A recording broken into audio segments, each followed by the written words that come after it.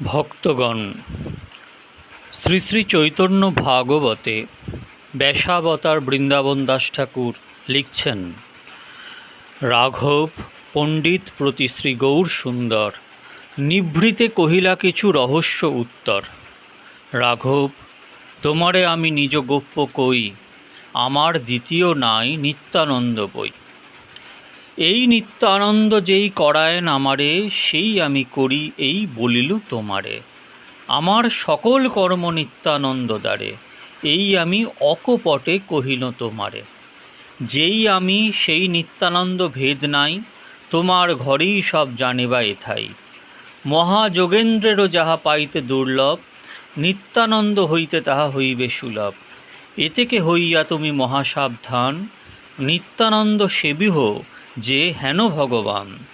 তিলার্ধেক নিত্যানন্দে যার দেশ রহে, সতত ভজিলেও সে মোর প্রিয় নহে। গোপীগণের যেই প্রেমা কহে ভাগবতে, একা নিত্যানন্দ হইতে পাইবে জগতে। সংসারের পার হইয়া ভক্তির সাগরে, যে ডুবিবে সে ভোজুক নিতাই চাঁদেরে।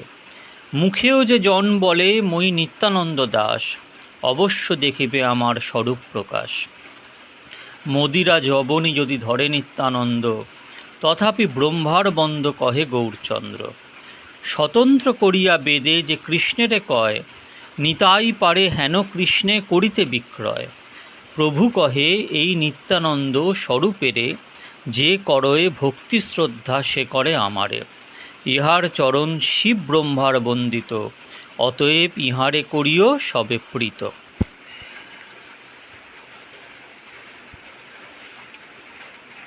শ্রীমন মহাপ্রভুর অভিন্ন তনু নিত্যানন্দ প্রভুর গুণাবলী একটি ছোট শ্লোকে বৃন্দাবন দাস ঠাকুর তার শ্রী চৈতন্য ভাগবতে দিয়ে গেছেন। কারুণ্যে ভক্তিদাতৃত্বে চৈতন্য গুণবর্ণনে, অমায়া কথনে নাস্তে নিত্যানন্দ সমপ্রভু।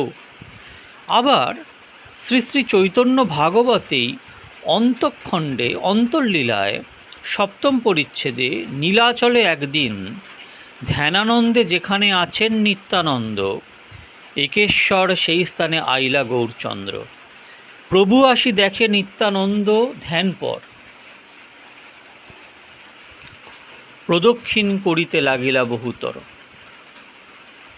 শ্লোক বন্দে নিত্যানন্দ মহিমা বর্ণিয়া, প্রদক্ষিণ করে প্রভু প্রেমপূর্ণ হইয়া। মদিরা যবনী যদি ধরে নিত্যানন্দ, তথাপি ব্রহ্মার বন্দ বলে গৌরচন্দ্র। এই শ্লোক পড়ি প্রভু প্রেমবৃষ্টি করি, নিত্যানন্দ প্রদক্ষিণ করে গৌরহরি। নিত্যানন্দ স্বরূপ জানিয়া সেই ক্ষণে, উঠিলেন হরি বলি পরম সম্ভ্রমে। তবে কতক্ষণে প্রভু জোরহস্ত করি, নিত্যানন্দ প্রতিস্তুতি করে গৌরহরি। নাম রূপে তুমি নিত্যানন্দ মূর্তিমন্ত, শ্রী বৈষ্ণব ধাম তুমি ঈশ্বর অনন্ত। যত কিছু তোমার শ্রীঅঙ্গে অলঙ্কার, সত্য সত্য সত্য ভক্তি যোগ অবতার। স্বর্ণমুক্তা রূপা কষা রুদ্রাক্ষা আদি রূপে, নববিধা ভক্তি ধরি আছো নিজ সুখে। নিজ জাতি পতিত অধম যতজন, তোমা হইতে সবার হইল বিমোচন। স্বতন্ত্র করিয়া বেদে যে কৃষ্ণেরে কয়, হেন কৃষ্ণ পারো তুমি করিতে বিক্রয়। তোমার মহিমা জানিবার শক্তিকার, মূর্তিমন্ত তুমি কৃষ্ণ রস অবতার। কৃষ্ণচন্দ্র তোমার হৃদয় নিরন্তর, তোমার বিগ্রহ কৃষ্ণ বিলাসের ঘর। সেই ভাব সেই কান্তি সেই সর্বশক্তি, সর্বদেহে দেখি সেই নন্দগোষ্ঠী ভক্তি। এতেকে যে তোমারে তোমার সেবকেরে, এতেকে যে তোমারে তোমার সেবকেরে প্রীতি করে, সত্য সত্য সে করে আমারে। ভক্তগণ, এই লাইনটা আরেকবার বলছেন মহাপ্রভু বলছেন যে তোমার শুধু নয়, তোমার ভক্ত, তোমার যারা সেবক, তাদের যারা প্রীতি করে, সত্য সত্য সে করে আমারে। অর্থাৎ নিত্যানন্দ গৌরলীলায় নিত্যানন্দ প্রভু হচ্ছেন আশ্রয় তত্ত্ব, বিষয় তত্ত্ব গৌরাঙ্গ মহাপ্রভু। গৌর হচ্ছে বিষয় তত্ত্ব। যেমন বৃন্দাবন লীলায় রাধারানী আশ্রয় তত্ত্ব, বিষয় কৃষ্ণ। আবার রামলীলায় হনুমানজি মহারাজ হচ্ছে আশ্রয় তত্ত্ব আর বিষয় শ্রীরামচন্দ্র।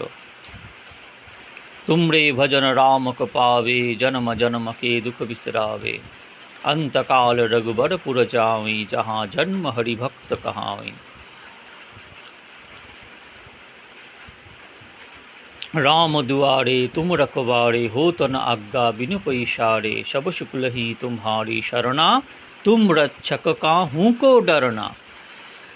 আমাদের নামাচার্য রামদাস বাবাজি মহারাজ বলছেন তার কীর্তনের আখরে, শ্রী শ্রী মানে গৌর বশীকরণ মন্ত্র শ্রী শ্রী নিত্যানন্দ রামরে।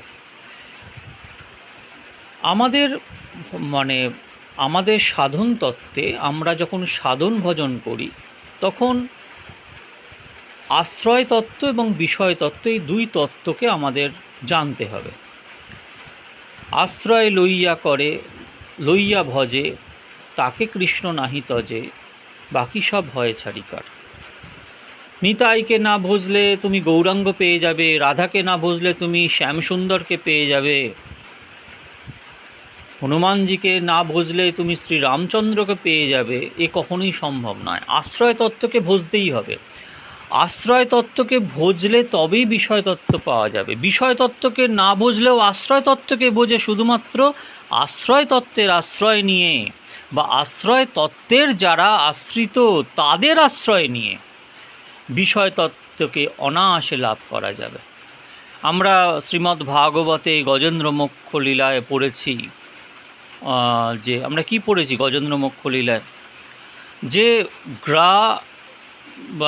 হাতির পাটা ধরেছিল, ভগবান এলেন, গ্রায়ের ধরেছিল, গ্রায়ের হাত থেকে বাঁচার জন্য গজেন্দ্র কত চেষ্টা করল, 1000 বছর যুদ্ধ করল, একবার সামনে, একবার পেছনে, একবার স্থলের দিকে, একবার জলের দিকে, এরমভাবে যুদ্ধ হতে থাকলো। এবং গজেন্দ্রের সঙ্গে যারা জলকেলি করছিল তার পরিবারবর্গ, তারা তখন ওখান থেকে ভ্যানিশ। তখন একমাত্র গজেন্দ্র এবং তখন তিনি एवं व्यवोषित बुद्धा मायानाद मनोहृदि जजाप परमं जापम प्रागजन्मनु शिक्षितम। তখন গজেন্দ্র বোধ করল যে আমার পূর্বজন্মে আমি যে স্তুতি করতাম সেটা তখন তার মনে পড়ে গেল। প্রকৃত ভক্ত কিন্তু পূর্বজন্ম কখনো ভোলে না, এটা ভক্তি রহস্যের গূঢ় কথা। ভক্তরা সব জানে, পূর্বজন্মের ইতিহাসও জানে, কিন্তু সেটা তারা প্রকাশ করে না, সেটা তারা আলাদা ব্যাপার, কিন্তু পূর্বজন্ম তাদের স্মরণে থাকে। হ্যাঁ, তখন কী করলো, 28 খানা শ্লোকে ভগবানের স্তুতি করল। ভগবান যখন এলেন তখন ভগবান প্রথমে গ্রাকে অর্থাৎ কুমিরকে তার সুদর্শন চক্রের দ্বারা তার গলাচ্ছেদ করলেন, মুণ্ডচ্ছেদ করলেন এবং গজেন্দ্রকে জল থেকে তুলে স্থলে দাঁড় করালেন। তাহলে প্রথমে মুক্তি পেল কে? প্রথমে মুক্তি পেল অর্থাৎ কুমির। যে ভক্তের আশ্রিত, সে বিরোধা ভক্তি হোক আর সত্যিকারের ভক্তি হোক না কেন, স্বাভাবিক ভক্তি হোক না কেন, সে তার আশ্রিত। তো কংস, পুতনা, তারকা এরা সব বিরোধা ভক্তি করে গোলকে গেছে। ভগবান দেখেন যে অন্তিমে নারায়ণ স্মৃতি আছে কি না, সেটা বিরোধাভাসে হলেও হতে পারে, কিন্তু নারায়ণ স্মৃতি আছে তো। যারা বিরোধা ভক্তি করেছেন তাদের স্বপনে, শয়নে, জাগনে, কংস শ্রীমদ্ ভাগবতে 10ম স্কন্ধে আমরা মথুরা লীলায় পড়েছি যে কংস সারাদিন ধরে ভগবানেরই চিন্তা করতেন। তার খাওয়া, শোয়া, ওঠা, বসা, স্নান, মানে যা কিছু আছে, রাজ্য পরিপাটি করা, রাজ্য চালনা করা, প্রত্যেকটা ইঞ্চিতে ইঞ্চিতে কিন্তু উনি সবসময় এই হয়তো আমার হরি মারণ হরি আমাকে বধ করতে আসছে, এই হয়তো এই হরি আসছে, ওই হয়তো হরি আসছে। একটা আতঙ্কগ্রস্তভাবে সে তার চারিদিকে ভগবানেরই অবস্থিত করতে পেরেছিল, তার মনের দ্বারা, মনের অ্যাটাচমেন্ট ঘটেছিল। আশ্রয়তত্ত্ব বিষয়তত্ত্ব একটা ব্যাপার, কিন্তু আশ্রয়তত্ত্বের আশ্রিত যারা, তাদের আশ্রয় করলেও অনায়াসে মুক্তি লাভ হয়। এ আমার কথা নয়, এ মহাজন বাক্য, এ শাস্ত্র বাক্য। অহম ভক্তা পরাধীন, আমি ভক্তের অধীনে আছি। তাই জন্য ভক্তগণ, ভক্ত আরাধনা প্রত্যেক সাধকের একমাত্র করণীয় বস্তু। ভগবান অনন্ত, তার রূপ অনন্ত, তার গুণ অনন্ত, হরি অনন্ত, হরি কথা অনন্তা, তার পার পাওয়া সম্ভব নয়। কিন্তু ভক্তদের জানতে, ভক্তদের আশ্রিত হতে পারলে, তাদের কথামৃত পান করতে পারলে, তাদের করুণা পেতে পারলে, তাদের পায়ের ধূলিকণার একটি লেশ মাত্র যদি আমাদের মস্তকে এসে পড়ে, আমরা জন্ম জন্মান্তরের ক্লেশ থেকে বাহির হব, অনায়াসে বেরিয়ে যাব, অনায়াসে আমরা ভগবানের কৃপা লাভ করব, অনায়াসে। जो हनुमान जी के आरती गावे, বসি বৈকুণ্ঠ পরম পদ পাবে। তাকে কোনো চেষ্টা করতে হবে না, সে এমনি। অন্তকাল রঘুবরপুর যাওই, যাহা জন্ম হরিভক্ত কাহাওই। শাস্ত্রের বিভিন্ন জায়গায়, সে বেদে হোক, রামায়ণে হোক, পুরাণে হোক, ভাগবতে হোক, গীতাতে হোক, সর্বত্র একই কথা, যে আশ্রয় তত্ত্বকে আশ্রয় করা তো অবশ্যক। আমরা সাধন করছি, আশ্রয় তত্ত্বকে জানতে হবে, যে কে কোন কোন লীলায় আমি নিজের মনকে মজিয়ে রাখব, সেই লীলার আশ্রয় তত্ত্ব কী, বিষয় তত্ত্ব কী, এবং সেই আশ্রয় তত্ত্বের যারা আশ্রিত, তাঁদের আশ্রয় গ্রহণ করতে পারলে আমরা অনায়াসে মুক্তি লাভ, আমরা অনায়াসে সেই লীলায় প্রবেশ করতে পারব। নিত্যানন্দ প্রভুর কৃপার মূর্তি ছিলেন আমাদের নামাচার্য রামদাস বাবাজি মহারাজ। তাঁর মহাসমুদ্রের মতন জীবনী, আমি জানি না এই মনুষ্য জন্মে আমি আপনাদের কাছে বলে উঠতে পারবো কি না, কিন্তু আমার প্রচেষ্টা, আমি ত্রুটি রাখব না। আমি চেষ্টা করব যাতে এই মহাসাগরের মতন জীবনী আপনাদের কাছে বলে যেতে পারি, কিন্তু পারবো বলে মনে হয় না, কারণ এনাদের ভাব গোলক থেকে উৎপন্ন, আর আমরা মায়ার জগতের মধ্যে বিরাজ করছি। এই মায়ার জগতের মধ্যে বিরাজ করতে করতে গুরু কৃপায় যতটা সম্ভব হচ্ছে আমি চেষ্টা করছি আপনাদের বিতরণ করার। আজ আমি বাবাজি মহারাজের জীবনীকে আরেকটু এগিয়ে নিয়ে যাই, আপনারা মন সাবধানে শ্রবণ করুন। 1339 বঙ্গাব্দের একটি ঘটনা এখানে অবশ্য উল্লেখ করতে হবে। মুঙ্গেরে বৈষ্ণব সম্মিলনী উপলক্ষে বাবাজি মহাশয় সেখানে গিয়েছিলেন। সম্মিলনী আরম্ভ হয় 12ই পৌষ, মঙ্গলবার 27শে ডিসেম্বর 1932 খ্রিস্টাব্দ। মহারাজা রঘুনন্দন প্রসাদ সিংহ যেমন আমন্ত্রণ জানিয়েছিলেন পূজ্যপাদ বাবাজি মহাশয়কে, তেমনি তার আহ্বানে এখানে এসেছিলেন স্কটল্যান্ডের সাহেব ভক্ত শ্রী কৃষ্ণপ্রেম মহারাজ, রাজগুরু বামনদাস প্রভু, শঙ্কর মঠের শ্রী শিবানন্দ সরস্বতী, দামোদর স্বামীজি, সুরেন্দ্রনাথ প্রসাদ বীরমণি, পণ্ডিত যমুনা দাস বাবা, কতিপয় ব্রজবাসী ও রামানন্দ বাবা।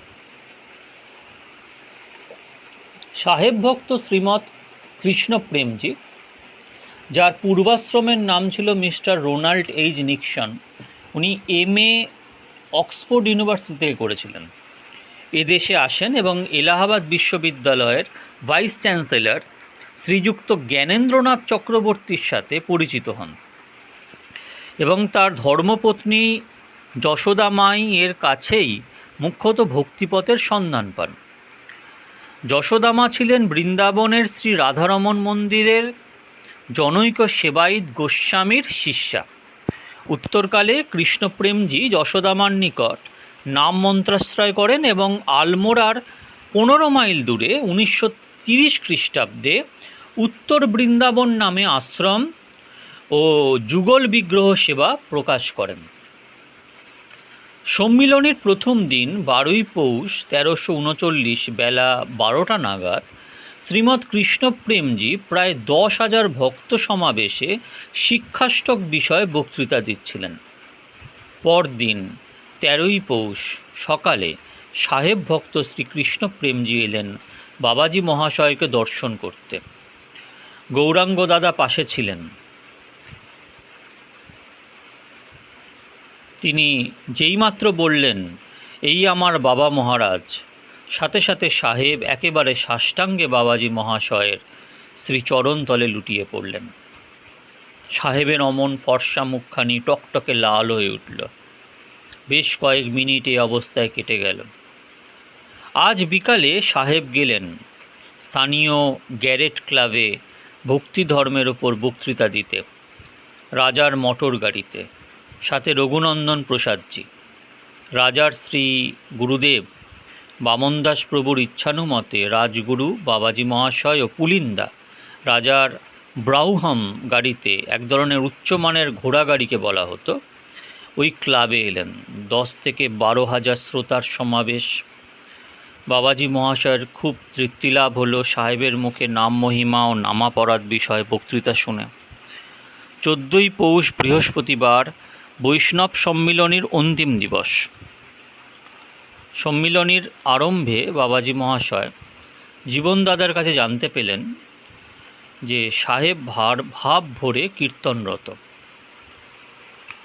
ঘরের জানলা খুলে বাবাজি মহাশয় দেখেন সাহেব করতালে মহামন্ত্র নাম কীর্তনে রত। দেখে বাবাজি মহাশয়ের 2 নয়ন হতে দরদরিত ধারা বয়ে যেতে লাগল, অত্যন্ত কম্প হতে লাগলো। এদিকে সাহেবও খোলা জানলা পথে বাবাজি মহাশয়ের মুখারবিন্দ দর্শন করে বক্তৃতাস্থল হতেই বাবাজি মহাশয়ের উদ্দেশ্যে দণ্ডবৎ প্রণত হয়ে পড়লেন। বিদায়ের প্রাককালে কৃষ্ণপ্রেমজি ছিন্নমূল তরুর মতোই সাষ্টাঙ্গে বাবার চরণে পতিত হলেন।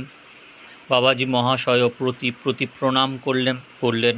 অনুগতদের বড় বাবাজি মহাশয় এক সময় বলেছিলেন যে এবার আর দেশের লোকের দ্বারা বেশি কাজ হবে না, বিদেশিরা যদি বলে তো সকলে টপ করে বিশ্বাস করবে, এবার বিদেশির ঘরে জন্মাতে হবে। এ নিশ্চয়ই তারই খেলা, তা না হলে এমন হয়? বাবাজি মহাশয়ের সঙ্গী অমূল্য কাকা প্রমুখকে বললেন, এই যে সাহেব ভক্ত দেখছো, কি ভোগ করবে বলো দেখি? সাহেবকে দেখে শ্রী নিতাই চাঁদের জগৎজোড়া করুণা ভোগ করবে। ভাববে মহাপ্রভুর শ্রীমুখের বাক্য সত্য হচ্ছে। পৃথিবীতে আছে যত নগরাদি গ্রাম, সর্বত্র প্রচার হইবে মোর নাম। 1340 বঙ্গাব্দে শ্রী পাটবাড়ির শ্রী গৌরাঙ্গ গ্রন্থ মন্দিরের ভিত্তি প্রতিষ্ঠা করলেন পূজ্যচরণ শ্রীমৎ অতুল কৃষ্ণ গোস্বামী প্রভুজি। পূর্বে বহরমপুরের মৈত্র মহাশয়ের সংগৃহীত কম বেশি 1,500 প্রাচীন হস্তলিখিত পুঁথি এসেছিলেন পাটবাড়িতে। এবার পানিহাটি থেকে শ্রী রাধারমণ দেবের সমাশ্রিত সার্থকনামা শ্রী অমূল্যধন রায় ভট্টমশাই তাঁর সারা জীবনে সংগৃহীত 2 সহস্রাধিক প্রাচীন পুঁথি, চিত্র, মহাপুরুষদের স্মৃতিচিহ্ন, তীর্থাদির রজ, বাড়ি, মূর্তি, প্রাচীন মৃৎশিল্প, ভাস্কর্য, বিদ্যাপতি, চণ্ডীদাস হতে শ্রী গৌর নিত্যানন্দ আদিরও হস্তাক্ষর, শ্রী রূপাদি বহু মহামতিজনের লিখিত গ্রন্থাদির মূল পাণ্ডুলিপি, মহাত্মাগণের ব্যবহৃত দ্রব্যাদির সংগ্রহ সমাবেশ ও প্রাচীন দলিল পাট্টা, তাম্রপত্রাদির ও মুঘল বাদশাহদের শ্রীজীব রঘুনাথাদিকে প্রদত্ত ফরমানের ও হেবাবনামার অনুলিপির সম্পুট পাঠালেন গ্রন্থ মন্দিরে। এখানে ওই সকল অমূল্য নিধির স্থায়ী প্রদর্শনী আজও সবার জন্য উন্মুক্ত। এমতো স্থায়ী পৌরাণিক, পুরাতাত্ত্বিক তথা পারমার্থিক প্রদর্শনী আর কোথায় এভাবে সতত বিনা প্রদর্শনীতে বিরাজমান তা আমাদের জানা নেই। এ বাবাজি মহাশয়ের এক যুগান্তকারী কীর্তি নিঃসন্দেহে। এখন পরবর্তী প্রজন্মগুলি এটিকে রক্ষা করতে পারলেই রক্ষক, দর্শক, দেশবাসী সবাই কৃতার্থ হয়। নিজের অপতিত সাধন ভজন নিরন্তর সবার কল্যাণ ভাবনার মাঝেও 1340 বঙ্গাব্দে বাবাজী মহাশয় উত্তর ভারত, পূর্ববঙ্গ, উড়িষ্যা, হাওড়া ও কলকাতা সহ মোট 108 স্থানে শ্রী নামময় সেবাযজ্ঞে যাতায়াত করেছেন। এবছর চৌঠা কার্তিক শুক্রবার বেলা 9টা থেকে 11টা অন্নকূট কীর্তনের পর সহস্র সহস্র জনে অবারিত অন্নদান। ওই বছরই বৃন্দাবনে এসে বাবাজী মহাশয় কীর্তন করেছেন সিদ্ধ রামকৃষ্ণ দাস পণ্ডিত বাবা ও কালীদহের সিদ্ধ প্রাণকৃষ্ণ দাস বাবার ভজন কুটিরে। এবার সিদ্ধ মাধব দাস বাবার বিরহোৎসবে যোগদান করতে হবে বলে বাবাজী মহাশয়ের শ্রীখণ্ডে আসা হয়নি। বৃন্দাবনের কানপুর কুঞ্জেই নরহরি ঠাকুরের সূচক কীর্তন হলো। এছাড়া 24শে অগ্রহায়ণ রবিবার বাবাজী মহাশয় নিধুবনে যে স্বপ্নবিলাস কীর্তন করেন তা ভক্তিরাজ্যের এক স্মরণীয় সম্পদ হয়ে আছে। অথচ পূর্বদিন বাবাজী মহাশয় কলিক পেনে সম্পূর্ণ শয্যাশায়ী ছিলেন। আগের দিন কলিক পেনে সম্পূর্ণ শয্যাশায়ী, পরের দিন নিধুবনে যে স্বপ্নবিলাস কীর্তন করলেন সেটা ভক্তিরাজ্যের স্মরণীয় সম্পদ হয়ে আছে। মহতের ক্রিয়ামুদ্রা বিজ্ঞানা বোঝায়। 1341 বঙ্গাব্দের মাঘ হতে ঠাকুর শ্রীরামকৃষ্ণের শুভ আবির্ভাব শতবর্ষের আরাধনা আরম্ভ হবে। বেলুর মঠ হতে সাধুরা এসেছেন বাবাজী মহাশয়ের কাছে একাধিকবার। তারা বাবাজী মহাশয়কে পদস্থ করতে চান। সম্মানজনক পদে অধিষ্ঠিত হতে স্বাভাবিক সংকোচ বাবাজী মহাশয়ের চিরকালের। সদৈন্য শেষ কথাই জানাতে হলো সাধুদের। 1341 13ই কার্তিক উপেন গৌরদার লেখা রামচন্দ্র কবিরাজের সূচক প্রথম কীর্তিত হন বাবাজী মহাশয়ের মুখে। বুদ্রিতে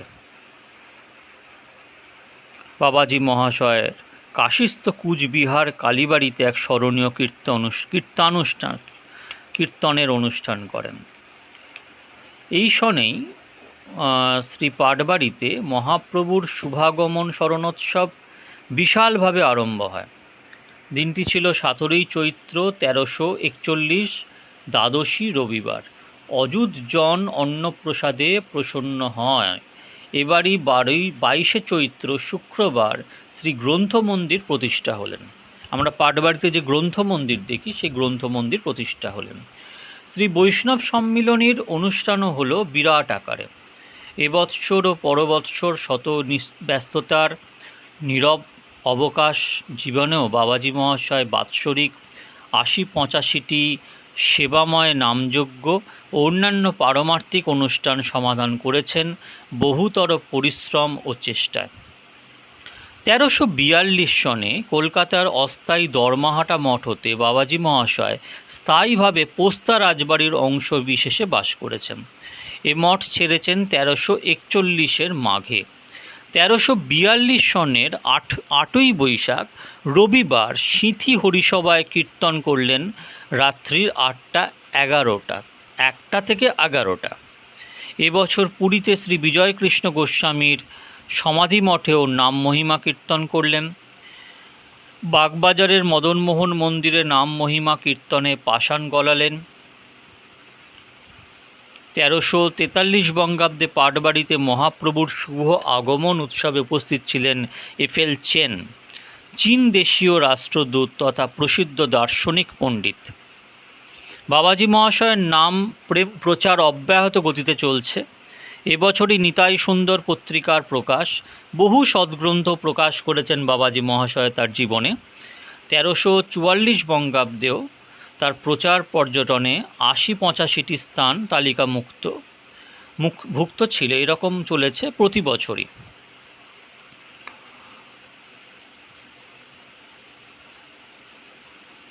1349 বঙ্গাব্দ পর্যন্ত আমরা হরিদাস ঘোষালের খাতায় পুঙ্খানুপুঙ্খ সব বিবরণ পাচ্ছি। 1344 তেসরা মাঘ সোমবার রাত্রির 8টা থেকে 11টা হাওড়া নদের নিমাই মন্দিরে সন্ন্যাস কীর্তন। 1345 বঙ্গাব্দে বাবাজী মহাশয়ের রাস রজনীতে বড় গৌরকে চৌদলে নিয়ে পরিক্রমা ব্রজজনের তথা সমাগত জনের হৃদরসায়ন সেবার রাস পূর্ণিমায় গ্রহণ। সব মন্দিরেই বিগ্রহগণ রুদ্ধদ্বার রত্নবেদিতে বিরাজমান। কেবল গৌর চলেছেন সকলকে দর্শন দিয়ে ধন্য করতে ব্রজের পথে পথে। বাবাজি মহাশয় চোখের জলে ভেসে গাইছেন, সকলেরই দুয়ার বন্ধ হয়েছে, কেবল গৌরের দুয়ারই খোলা। পতিতপাবন গৌরের এই অসমর্দ্য ঔদার্যের গৌরবে বাবাজি মহাশয়ের অবর্ণনীয় উল্লাস আর থামে না। বৃন্দাবন থেকে আসার আগে আবার যাওয়া হলো সিদ্ধ রামকৃষ্ণ দাস বাবা ও সিদ্ধ প্রাণকৃষ্ণ দাস বাবার ভজন কুঠিরে। অনেক প্রসঙ্গ গৌরাঙ্গ দাদা মধ্যস্থতা করে বাবাজি মহাশয় ও পণ্ডিত বাবা উভয়কে বলেছেন যে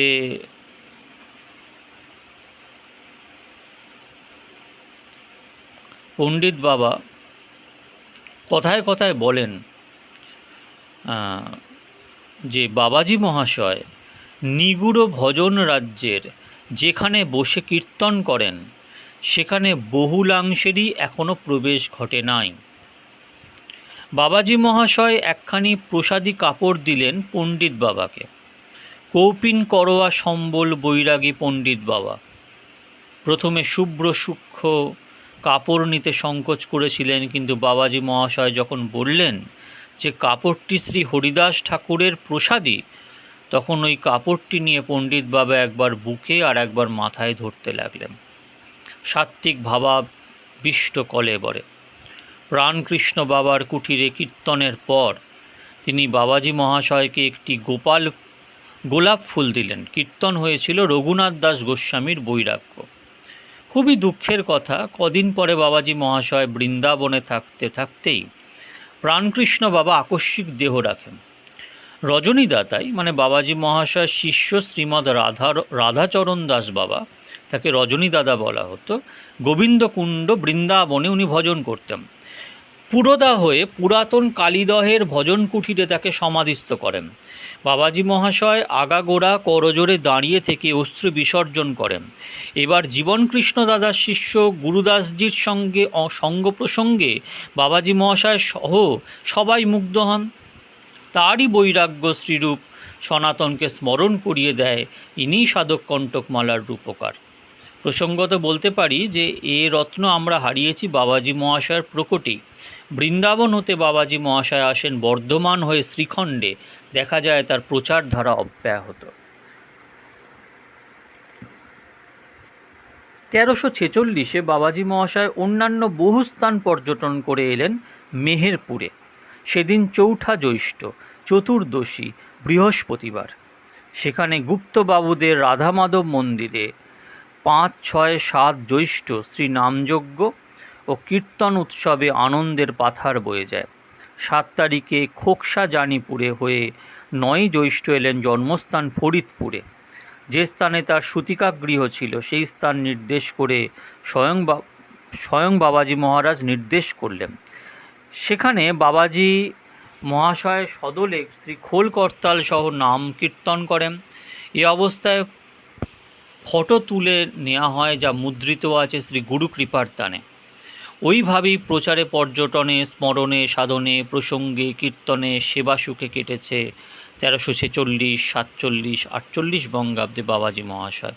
শ্রী রাধারানীর পিতৃভূমি বর্ষানে যে কীর্তন করেছিলেন তাতে পরমার্থ বোধের একটি বিশিষ্ট ধারার প্রকাশের সাথে সাথে শ্রী রাধাই যে গদাধর স্বরূপে গৌরের মধ্যে যুগল মাধুরী অনুভব করেছেন, অতএব সবারই যে সর্বোপরি গৌরনিষ্ঠ হওয়ার বিশেষ আবশ্যকতা রয়েছে, বাবাজি মহাশয়ের এই প্রাণের আকুতির সন্ধান মেলে।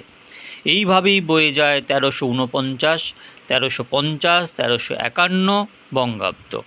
1351 বঙ্গাব্দের মাঘী পূর্ণিমায় নিত্যানন্দ জন্মস্থান শ্রী একচক্রা ধামের নিত্যসেবক শ্রীমৎ ত্রিভঙ্গ দাস বাবাজি মহাশয় নিত্যলোকে বিজয় করলে বাবাজি মহাশয় খুবই ভেঙে পড়েন। রাঢ় দেশে পূর্ণচন্দ্র চলে গেলেন। কে কি তা প্রাপ্তিতেই বোঝা যায়। 1352-তে অসুস্থ হলেও বাবাজি মহাশয় চুপ করে ঘরে বসে থাকেন নাই। সাধ্যমতো অবশ্য কর্তব্য অবিচল ছিলেন। 1353-তে বাবাজি মহাশয় যখন রতিব্রজ শ্রীখণ্ডে রয়েছেন, তখন চিরবাঞ্ছিত শ্রী গুরুলোকে নিত্য বিজয় করেন সখী ঠাকুরানী নবদ্বীপ রাধারমণ বাগে। একের পর এক ভুবন ভাস্কররা সব চলে যাচ্ছেন, নিত্যলীলায় প্রবেশ করে যাচ্ছেন। সখীমা অর্থাৎ যাকে আমরা ললিতা দাসী বলতাম, সখীমা, তার দিব্য জীবনী আমি আনব আপনাদের কাছে। অকস্মাৎ এমন অঘটন ঘটবে এ বাবাজি মহাশয়ের ভাবনারও অগোচর ছিল। বোধহয় বলেছিলেন বাসুদাদাকে, সারা জীবনের হিসাবটাই পাল্টে গেল রে। 22 অঘ্রাণ সখী ঠাকুরানীর প্রথম বিরহ মহোৎসব সমাহিত হলেন। 1354 বঙ্গাব্দের অনেক সময় কেটেছে উড়িষ্যায়, তবে অন্যান্য স্থানেও নামময় সেবা প্রসঙ্গে যাতায়াত হয়েছে। কিন্তু একই বৃন্তে দুটি কুসুমের মতো সেবা স্বরূপিণী সখী ঠাকুরানীর বিরহে ক্রমেই বড় কাতর হয়ে পড়েছিলেন তিনি। এই ঐকান্তিক নিঃসঙ্গতাই তাকে তলিয়ে দিয়েছিল স্মরণের ভাবসাগরে। এই সময় অনুষ্ঠিত একটি নামযজ্ঞের শেষ দিনের কথা। সেদিন নগর কীর্তন শেষে স্নানে যাবেন বাবাজি মহাশয়। তার অনুভবপূর্ণ প্রাণ। বেলা খুবই হয়ে গেছে, কীর্তনে হয়েছে বহু সময়, তাই দেরি হয়ে গেছে। সময় মতো স্নান, স্মরণ ও প্রসাদ পাওয়া হয়নি বলে বাবাজি মহাশয়ের হয়তো দৈহিক অস্বস্তি হতে পারে, এই আশঙ্কায় নন্দদা খুবই বিচলিত হয়ে পড়েছিলেন। প্রাণের অধিক ভালোবাসতেন তিনি বাবাজি মহাশয়কে, তাই 7-5 ভেবে অভিমান মাখানো ভালোবাসায় বলেই ফেললেন বাবাজি মহাশয়কে, নগর কীর্তন সকাল সকাল সারলেই তো হয়, গৌর কি বলেছে দুপুরে মাতন করতে? এনারা সব নিত্যানন্দের পূর্ণ শক্তিপ্রাপ্ত এবং এনাদের যারা সেই সময় সঙ্গ করতে পেরেছিলেন তারা ধন্য ধন্য ধন্য। আজ আমরা যে অবস্থায় আছি সে অবস্থায় আমরা সেভাবে কাউকে পাইনি কাছে, তাই আমাদের একটা কষ্ট তো বুকের মধ্যে বাজেই। কিন্তু গ্রন্থরূপে অর্থাৎ অক্ষর ব্রহ্মরূপে এই সেবা বিগ্রহের আশ্রয় তত্ত্ব এবং আশ্রয় তত্ত্বের যারা আশ্রিত তাদের দিব্য লীলা আদি কীর্তনের মাধ্যম দিয়ে আমরা আমাদের সেই সব দিব্য বৈষ্ণব বাবাজি, সেই সব মহাত্মাদের সঙ্গলাভ করতে পারি, এই বিষয়ে কোনো সন্দেহ নেই। ভজন জীবনের প্রথম ও মাঝের দিকে বাবাজি মহাশয়ের দীর্ঘ নগর কীর্তন শেষ হতে প্রায় অপরাহ্নকাল হতো। প্রসাদ পেতে সন্ধ্যা হতো। তখনকার প্রচার ব্রতের এই ছিল ধারা। মহোৎসবে প্রসাদ পেয়ে হয়তো সেদিনই আবার পাশের বা দূরের গ্রামে রওনা হয়ে যেতেন স্বগোষ্ঠী বাবাজি মহাশয়। পরবর্তী নামযজ্ঞের শুভ অধিবাসে যোগদান করতেন। শশীদাদা সব গুছিয়ে অধিবাসের অর্চন অঙ্গ সারতেন তখন হয়তো বেশ রাত। তারপর শুভ অধিবাস কীর্তন হয়ে সেদিনের সব সাঙ্গ হতে রাত গড়িয়ে যেত। সামান্য বিশ্রাম হতো, কোনো দিন তাও হতো না। একটু জিরাতেই মঙ্গল আরতির ঘণ্টা বেজে যেত। সেই ভরা হাটের খবর নন্দদা নিশ্চয়ই রেখেছেন, কিন্তু দেখেননি প্রত্যেকে। আর ইদানিং বাবাজি মহাশয়ের শরীরও তত সুস্থ নয়, তাই বাবাজি মহাশয়কে বলেছিলেন নন্দদা, গৌর কি বলেছে দুপুরে মাতন করতে? সকাল সকাল কীর্তন সারলেই তো হয়। সদ্য নগর কীর্তন সমাধান করে এসে বাবাজি মহাশয়ের মন তখনও কানায় কানায় ভরে আছে লীলারস সংকীর্তনে। এনারা সবসময় নিত্য লীলার মধ্যে প্রবিষ্ট থাকতেন। এনারা যে কখন কি ভাব নিয়ে থাকতেন সেটা সাধারণ সেই সময়কার তার যারা সেবক তারাও অনুমান করতে পারতেন না।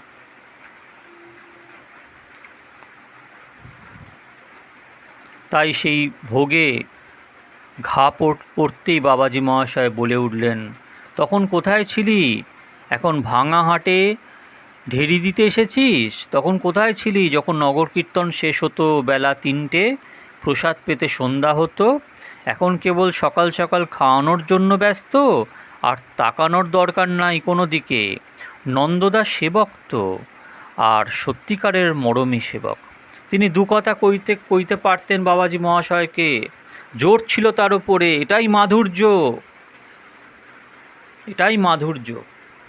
তাই আবার পূর্ব কথাকেই টেনে এনে বললেন, নগর কীর্তন সকাল সকাল করলে হয় না। গৌর কি বলেছে দুপুরে মাতন করতে? দৃঢ় প্রত্যয় বাবাজি মহাশয় বলে উঠলেন এর উত্তরে, গৌর কে রে বেটা, গৌর কে? গৌরের বাবা গুরু বলেছে দুপুরে মাতন করতে। শ্রী পরতত্ত্বে, শ্রী গুরুতত্ত্বে বাবাজি মহাশয় এমনই ছিলেন নিবেদিত প্রাণ। উনি বলছেন গৌরের বাবা গুরু বলেছেন। নন্দদার মুখে আর কথা নেই। এইভাবেই কেটে গেল 1355, 56, 57, 58, 59 বঙ্গাব্দ। 1360 বঙ্গাব্দ বড় বাবাজি মহাশয়ের শুভ আবির্ভাব শতবার্ষিক উৎপৎসর। নরহরি সরকার ঠাকুরের সূচক এখন হয় পাটবাড়িতে। এবৎসর সে সূচকে বাবাজি মহাশয়ের বিরহ ব্যাকুলতা অবর্ণনীয়, অচিন্ত। বললেন, কীর্তনে গুরুরূপে যার হাত ধরেছে তার আবার পাবার কি বাকি আছে? জানালেন এ কীর্তনের নাম আর নামদাতা ভিন্ন নয়। বললেন, প্রেম বন্ধনে বাঁধ মোড়ে এবার বাঁধা পড়তে এসেছি রে। এতদিনে বিভিন্ন কীর্তনে শ্রীপাদ বলেছেন অভেদ নাম নামি। এবার উজ্জ্বল অনুভবে বললেন, নাম আর নামির সনে নামদাতাও অভেদ। তার সেদিনই সেই ব্যাকুলতায় ভাব ও রস যেন মূর্তিমান হলো। অন্তরতম আরতিতে কৃপার পাথার বয়ে গেল।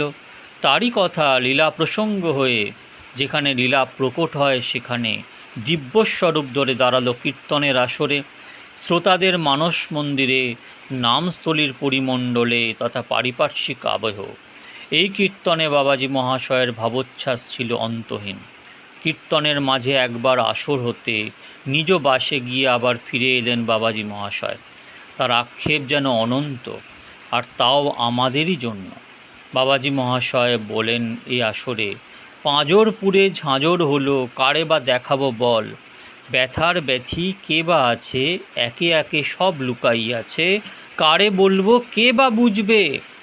আর্ত উচ্ছ্বাসে ভেঙে পড়তে লাগলেন বারবার। শেষে নামদাতা নাম এক জেনে নাম কর প্রাণপণে। এই কথা বলে শ্রী নামের মাধ্যমে সূচকের সমাপ্তি টানলেন। এ আসরে আরও বহু বহু গুণীজনের মাঝে প্রথিতযশা হৃদরোগ বিশেষজ্ঞ ডাক্তার নলিনী রঞ্জন সেনগুপ্ত ছিলেন। তিনি বাবাজি মহাশয়কে দেখে বললেন, আপনি আরও অন্তত 10 বৎসর আমাদের মাঝে আছেন। কিন্তু মাত্র একদিনের ব্যবধানেই তিনি লীন হয়ে গেলেন শ্রী গুরুলোকে।